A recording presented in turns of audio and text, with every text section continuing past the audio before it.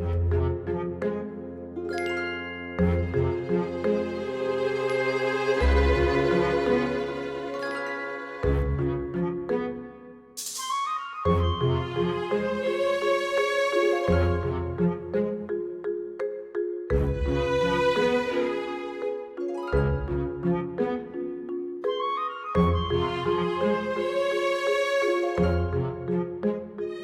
want to welcome you to the annual Historic Cemetery Tour here at Chestnut Hill Cemetery, which is a unique opportunity to come into the cemetery and learn about the folks that lived here in the town.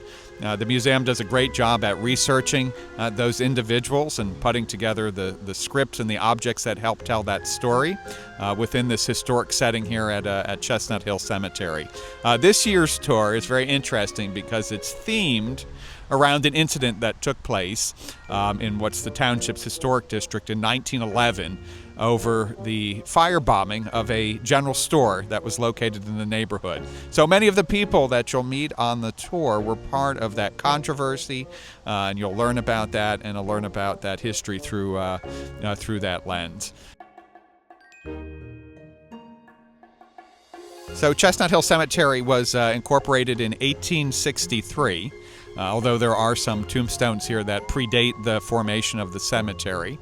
And it is what's known as a garden-style cemetery. These were cemeteries that were immensely popular in the Victorian era. They were designed with the landscape in mind. So it's no accident when you walk through the burial ground here that you'll see the landscape sort of brought in to the design concept. It's situated on Chestnut Hill, overlooking the surrounding community, laid out on this wonderful kind of undulating ground with the trees and winding pathway brought into the landscape design of it. We invite folks to come out and also to visit the East Brunswick Museum. They have a wonderful collection of objects, photographs that tell the history of our township. Hello, I am James K. Dill, and I was a blacksmith and a wheelwright in the Old Bridge Village. Both were important trades in the 19th and early 20th centuries, essential for everyday life.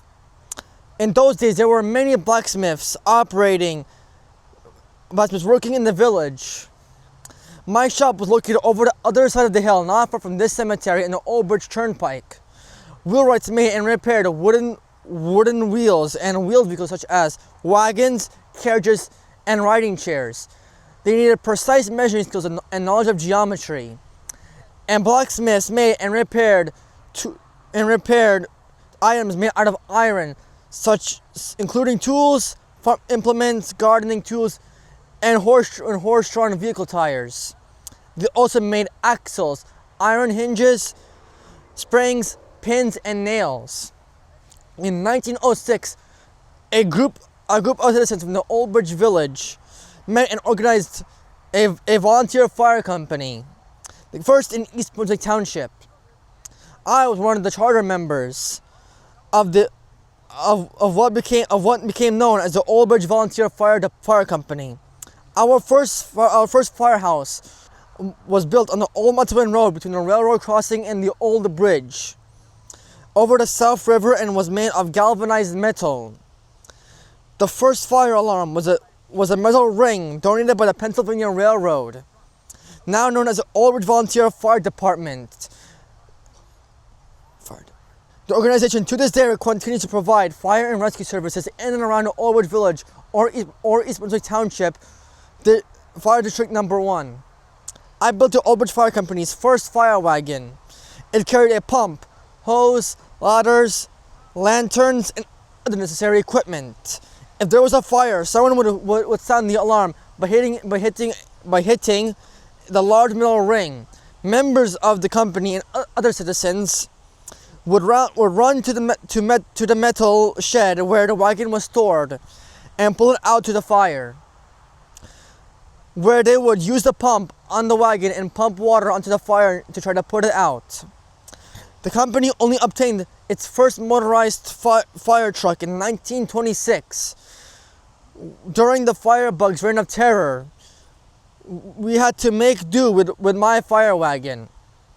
As a volunteer fireman, I responded to the alarms raised when the Sellover and Stoneacre stores were set on fire. twice on August 1911. During the second fire on August 31st, 1911, we were very lucky that a heavy and steady rain greatly helped us, keeping the fire contained, although the store itself was a total loss. I was proud of my work in volunteer service, and despite the firebugs and some other crimes being committed in and around Old Bridge Village, at that time I enjoyed living here with my wife Mary Culverdale, and our two children, twins Sadie and John. I was born in 1860 and later died in 1948 at the age of 88 years old, and my wife was born in 1859 and later died in 1940 at the age of 81 years old. Good evening. I'm George Sulliver, also known as Slover. I was born here in 1874, the only child of my parents' 4 children to survive infancy. I'm buried here with my wife, Delia Clark Sulliver.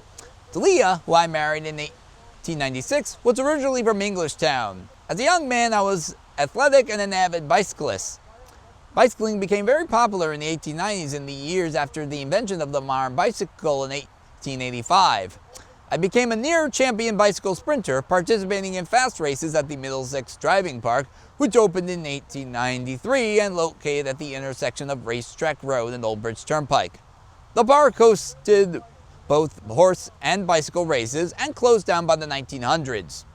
After the end of my racing career, I opened a general store in Old Bridge Village called Sulliver & Stoneacres.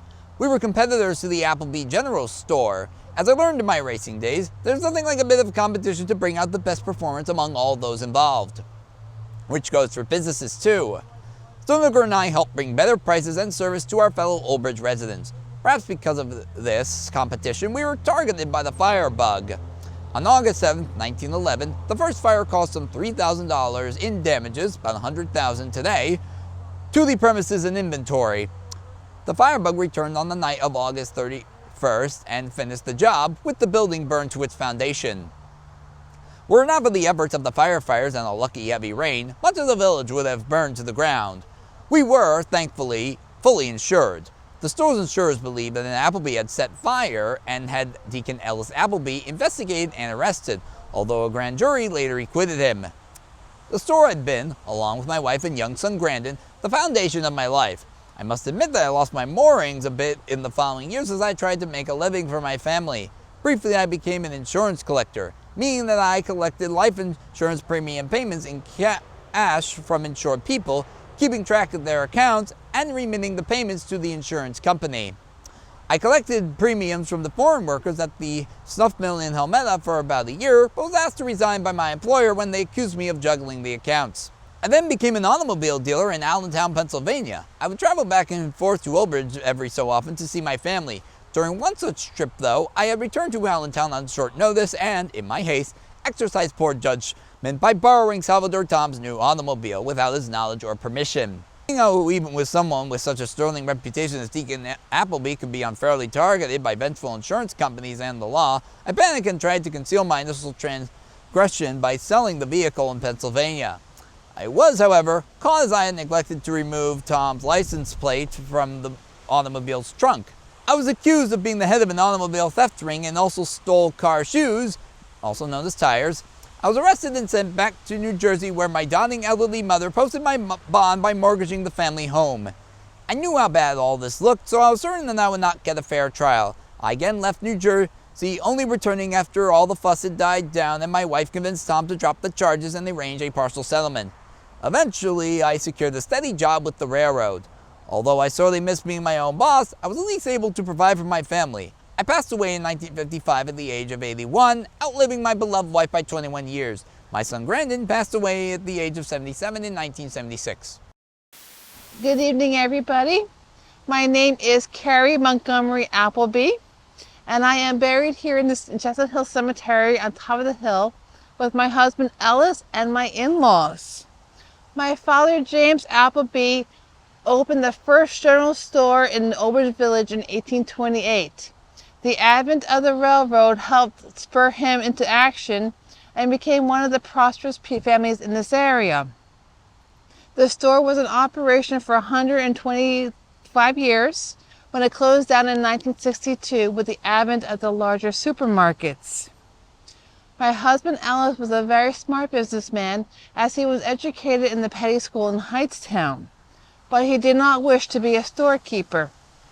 He leased, after my father-in-law's passing in 1880, he rented the store to his half-brother William Appleby. He had 6 brothers and sisters and on a small house on Main Street. One of his brothers, a Reverend Graham Appleby, married us in 1888 at the Old Bridge Baptist Church, and in 25 years later helped us celebrate our 25th anniversary with a vow renewal. Unfortunately, my husband and I did not have children, so we led a very quiet and peaceful life. In the early 1900s, there was a series of arsons in the Old Bridge Village. One of the fires at the Salover and Stoneacre store was a sensation. It was one of the largest fires in this area. News of it spread all the way to Buffalo, New York, and westward.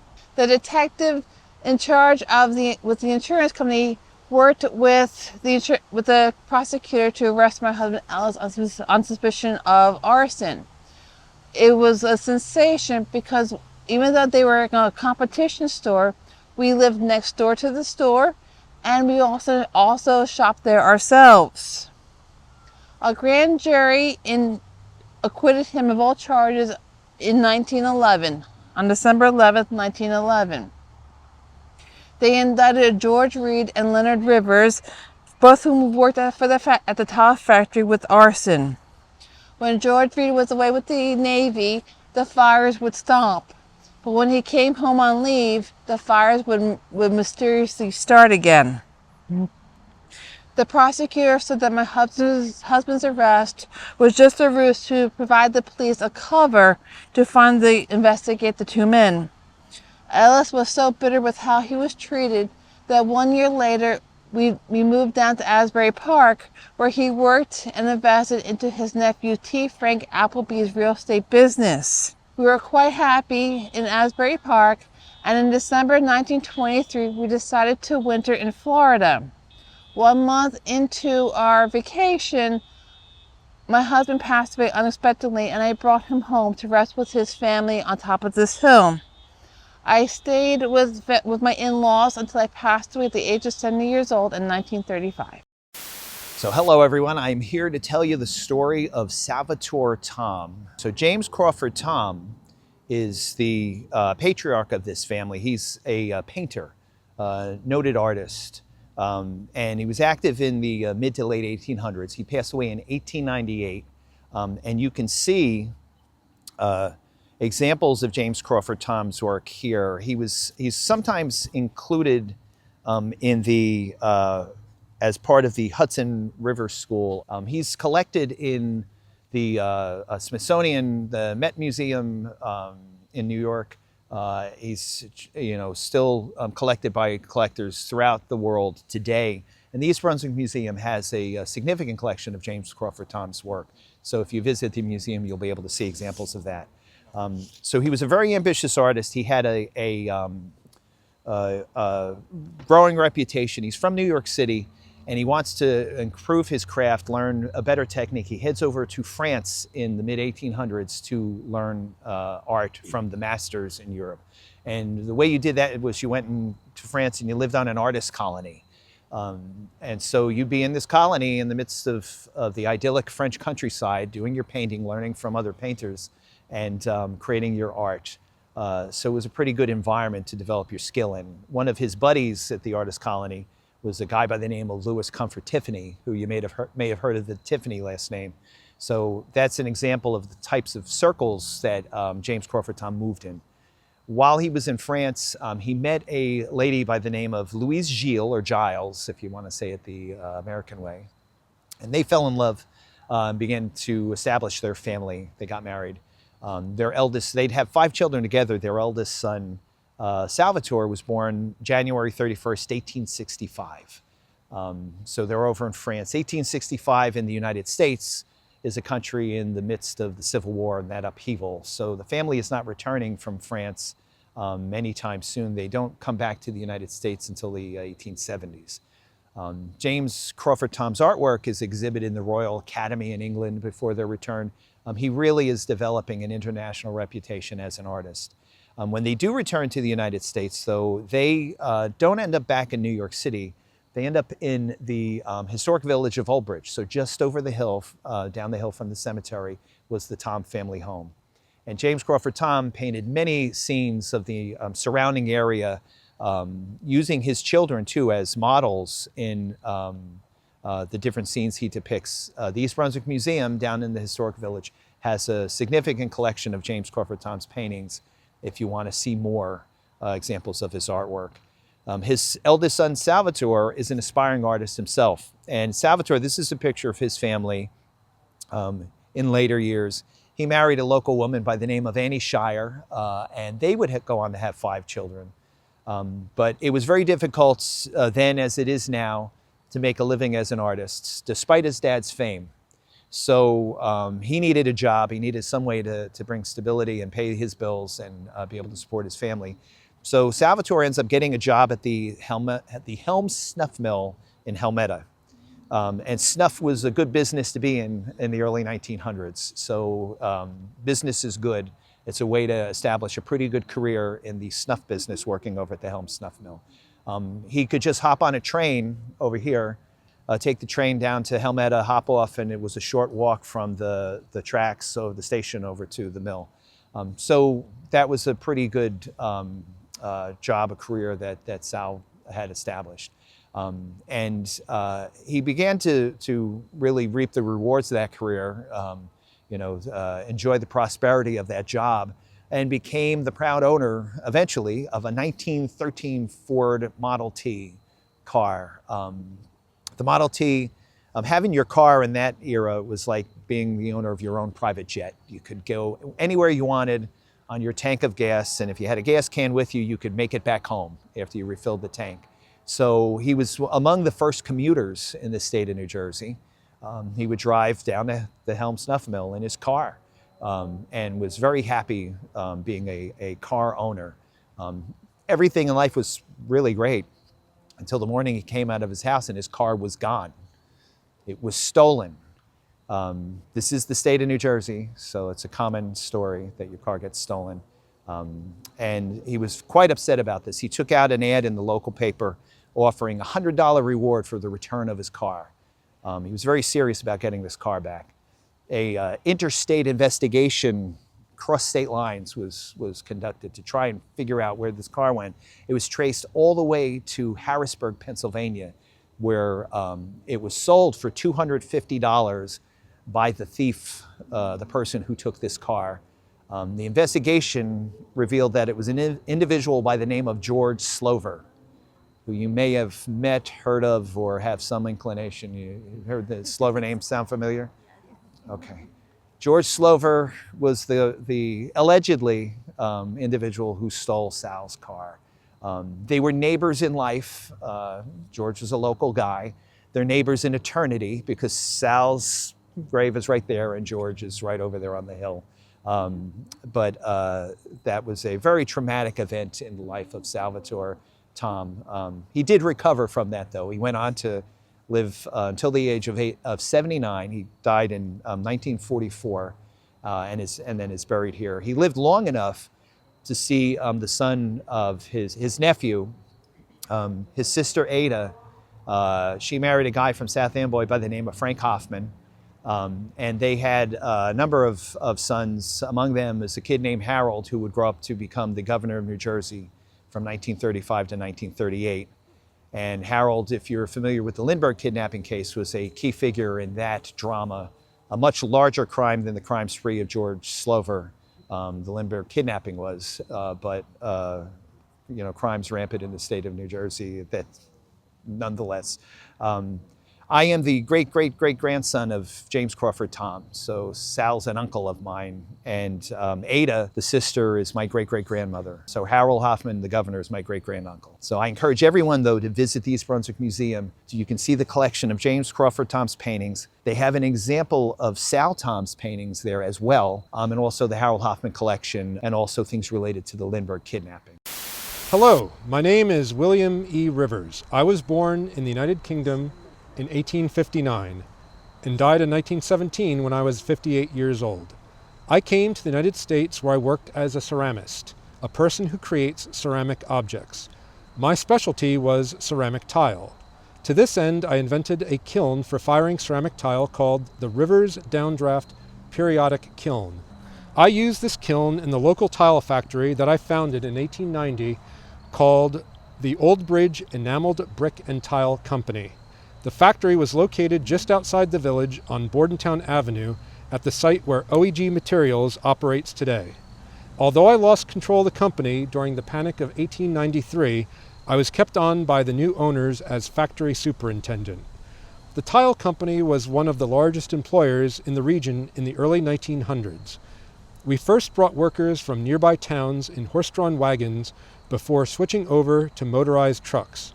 Our employees from Sayreville and South Amboy would commute by train, as the local rail line, part of the Pennsylvania Railroad, had daily passenger service then.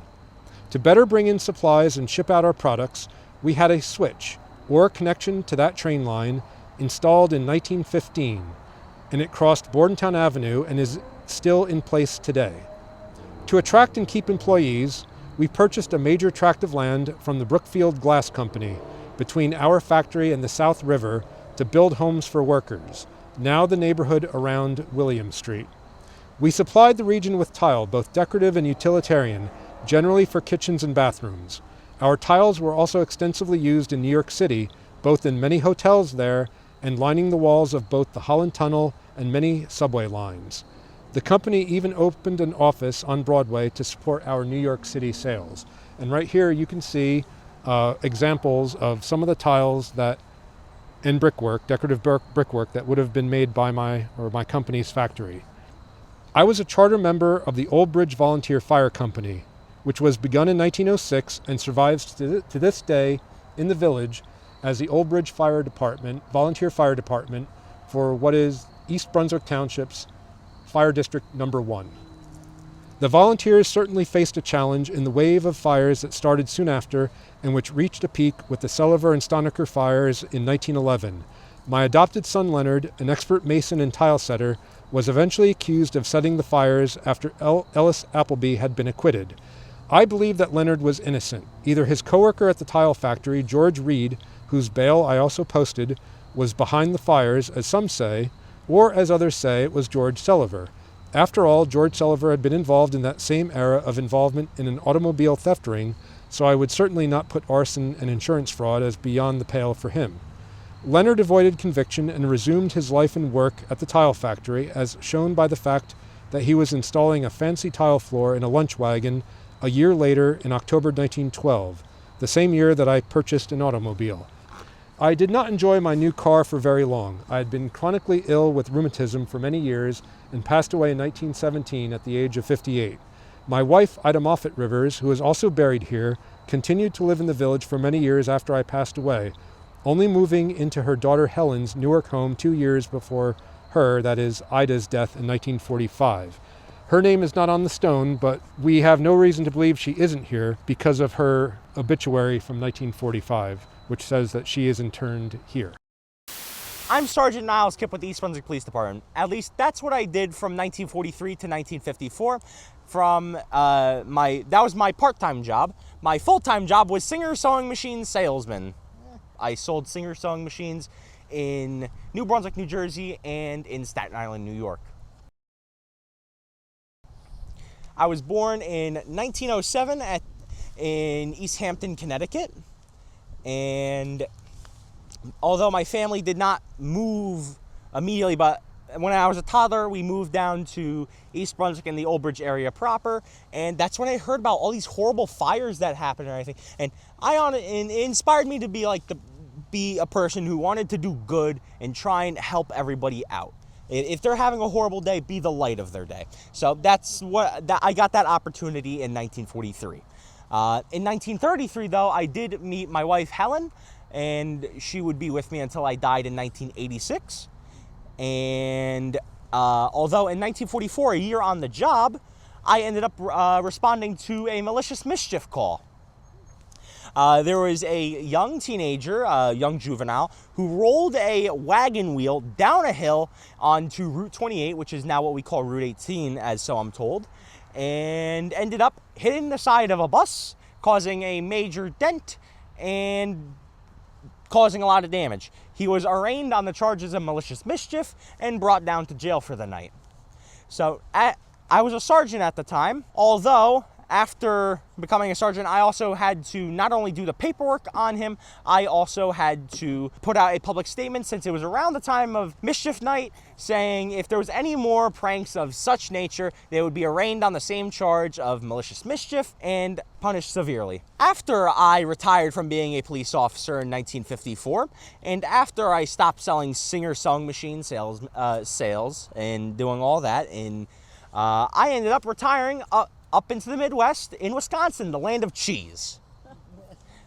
Anyway, I stayed there. We settled in Green Bay, Wisconsin, and we settled there until 1986, which was where I met my unfortunate demise. And my wife followed shortly in 1990. Then we were moved back to New Jersey, and we have our gravestones further down the hill and down a little bit.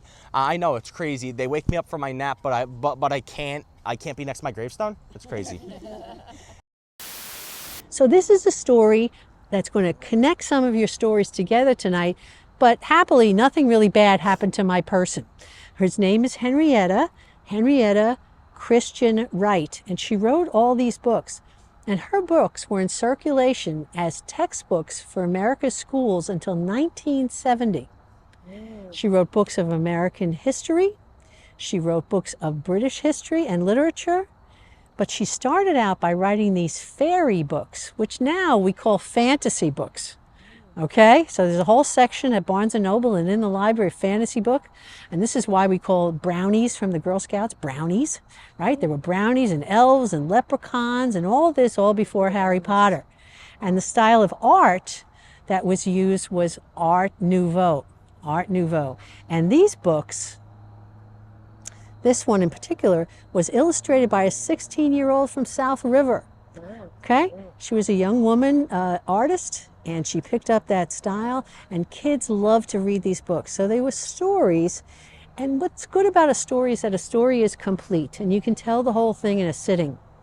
And kids like that. So these books were written at a 4th or 5th grade reading level, so you would not have heard of her because she was not writing for adults. But if you were a kid then, these were your favorite books. Her most famous book is this one, and this is still in publication today. You can buy it on Amazon. And this is the story of famous scientists like Madame Curie and Louis Pasteur and other scientists like Hippocrates, when doctors take the Hippocratic Oath, right, of ancient times. People loved these stories, but they were written at a 4th or 5th grade reading level, but they weren't written like in a kiddish way. They weren't written in like for kids, you know. They were well done, complete stories with some challenging vocabulary and, you know, kind of an interesting way to tell a story that a kid would like. And of course, they were all positive, right? Like the story of Pocahontas, the story of Columbus, the story of Hamlet. All right, and she'd tell you the whole story, and kids could hear the whole complete thing in a sitting, rather than having it be like a history book, which would just go on to the next thing and then the next thing and the next thing. All right, so here's how her story begins.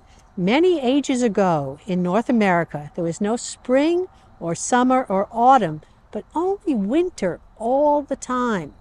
There were no forests or fields or flowers, but only ice and snow, which stretched from the Arctic Ocean to Maryland.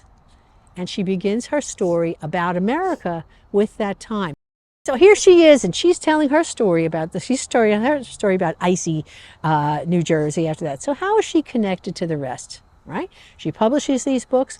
She publishes in Scribner's, okay? And Scribner's is a magazine, but it's also a publisher that is famous for publishing the early works and short stories of F. Scott Fitzgerald and Ernest Hemingway, okay? She's she's a well-regarded writer, right?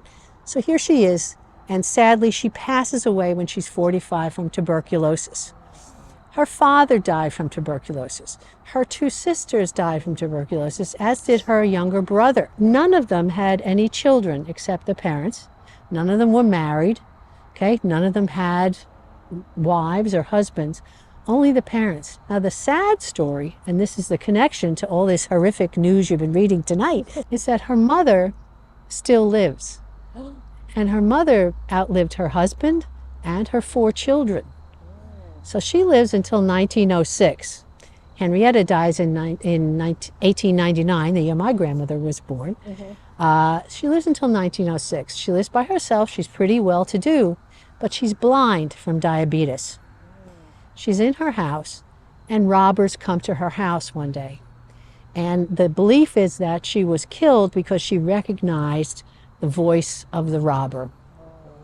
And her throat was cut. And she wasn't found for a couple of days. So she has no relatives to inherit all this money.